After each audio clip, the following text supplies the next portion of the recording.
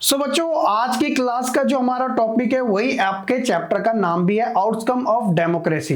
Examiner आपसे directly ये question भी पूछ लेता है आउटकम ऑफ डेमोक्रेसी कौन कौन से है, तो आपको एटलीस्ट सभी चीजें पता होनी चाहिए और एक कॉन्सेप्ट के तौर पे आपके माइंड में भी वो चीजें होनी चाहिए। तो इसलिए बच्चों ये टॉपिक को देखिएगा, आपको सारी चीजें अच्छे से वैसे ही समझ आ जाएगी। तो चलिए फिर बिना किसी देरी के साथ आज की इस क्लास को हम शुरू कर लेते हैं। My name is Shahrukh Saifi and welcome to the channel simplifying exams.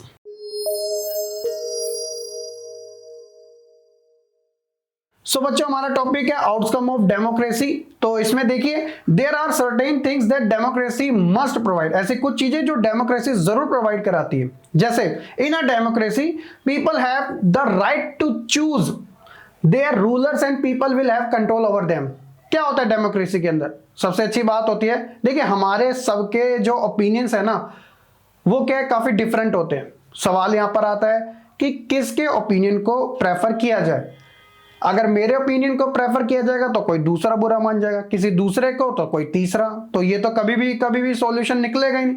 तो इसीलिए बच्चों डेमोक्रेसी के अंदर हम खुद अपना रूलर चूज करते हैं और आगे चल के हम उसी के ऊपर अपना कंट्रोल करते हैं ताकि वो हमारे फेवर में ज्यादा बात कर सके, हमारे लिए डिफरेंट टाइप की पॉलिसीज लेके आए, प्रोग्राम लेके आए, ताकि हमारा डेवलपमेंट हो सके, सोसाइटी का डेवलपमेंट हो सके, जो कि डेमोक्रेसी की सबसे अच्छी चीज मानी जाती है। आपने अब्राहम लिंकन की डेफिनेशन तो जरूर ही पढ़ी होगी डेमोक्रेसी के बारे में, जिन्हें पता है कमेंट सेक्शन में जरूर बताइएगा।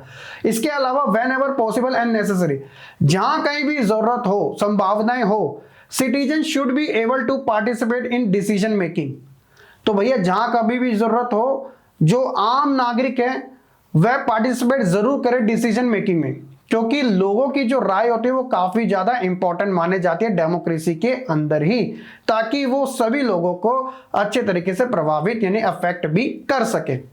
तो ये तो सारी चीजें होगी बच्चों डेमोक्रेसी के बारे में। इसके अलावा it is right to expect democracy to produce a government that follow procedure and is accountable to people. यानी कि हम लोकतंत्र यानी डेमोक्रेसी से ये एक्सपेक्ट कर सकते हैं कि वो एक ऐसी गवर्नमेंट बनाए जो कि सभी रूल्स को फॉलो करे और साथ ही लोगों के लिए वो अकाउंटेबल भी हो सके। तो ये काफी अच्छी चीज मानी जाती है। Democratic government develops mechanism for citizen. वो कैसे? सबसे पहले regular free and fair election conduct करवा के, ताकि लोगों का इन्वॉल्वमेंट ज्यादा हो सके। Open public debate on major policies and legislation and citizens, ताकि लोग अपनी खुद राय दे सके मेजर इश्यूज के ऊपर, और साथ ही right to information about the government and its functioning, यानी कि लोगों को गवर्नमेंट्स के बारे में सारे राइट्स मिल सके जानने के, ताकि वो भी पॉलिटिक्स के अंदर अपना इन्वॉल्वमेंट दिखा सके, जिस वजह से एक आप कह सकते हो कि हेल्थी डेमोक्रेसी डेवलप हो सके। और ये सबसे अच्छी चीज होती है। ऐसा नहीं है कि बस लीडर ही सारी चीजें कर रहा है और जो आम जनता उसका कोई भी रोल नहीं है, वो फिर डेमोक्रेसी हुई नहीं। वहां पे तो फिर आप कह सकते हो कि डिक्टेटर जैसे प्रोसेस चल रहा है। तो इसीलिए डेमोक्रेसी के अंदर दोनों का ही होना काफी ज्यादा जरूरी है।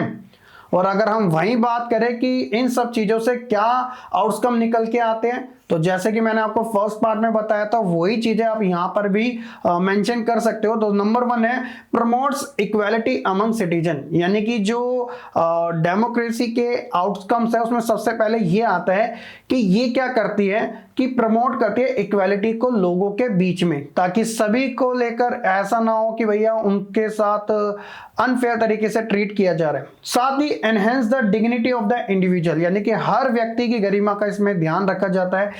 Improve the quality of decision making, सही निर्णय के लिए इंप्रूवमेंट भी हमें ज्यादा देखने को मिलती है। Provides a method to resolve conflict, यानी कि ऐसा नहीं है कि किसी एक चीज के ऊपर ही लेके हम सारा ही टाइम स्पेंड कर दे, तो इसलिए वहां पे मेथड्स प्रोवाइड कराए जाते हैं ताकि एक आप कह सकते हो हेल्थी डिबेट होकर उसका सॉल्यूशन निकल सके। Allow room to correct mistake, और डेमोक्रेसी की सबसे अच्छी ये बात होती है कि यहां पर अगर कोई गलती हो ना तो उसके लिए भी सुधारने का मौका जरूर दिया जाता है ना। तो ये सारे आउटकम है डेमोक्रेसी के। एक मिनी सा टॉपिक था, होप्स कि बच्चों आपको समझ भी आ चुका होगा। इसके बाद हम कुछ इंपॉर्टेंट टर्म्स के बारे में बात करेंगे जो आपके इस लेसन में गिवन है, और इसी के साथ हमारा ये जो लास्ट लेसन है सिविक्स का वो भी हो जाएगा कंप्लीट। देन हम बात करेंगे अपनी ज्योग्राफी के बारे में जो काफी इंपॉर्टेंट है आपके लिए, और उसके थोड़े लेसन भी ज्यादा है। तो पहला लेसन होगा हमारा रिसोर्स एंड डेवलपमेंट से रिलेटेड। कैसी लगी आपको वीडियो कमेंट सेक्शन में जरूर बताइएगा, और लाइक कमेंट शेयर करने के साथ चैनल को सब्सक्राइब करना बिल्कुल ना भूलिएगा। मिलते हैं फिर अपनी नेक्स्ट वीडियो में, तब तक के लिए सही बच्चे खुश रहे, पढ़ते रहे और ऐसे ही आगे बढ़ते रहे।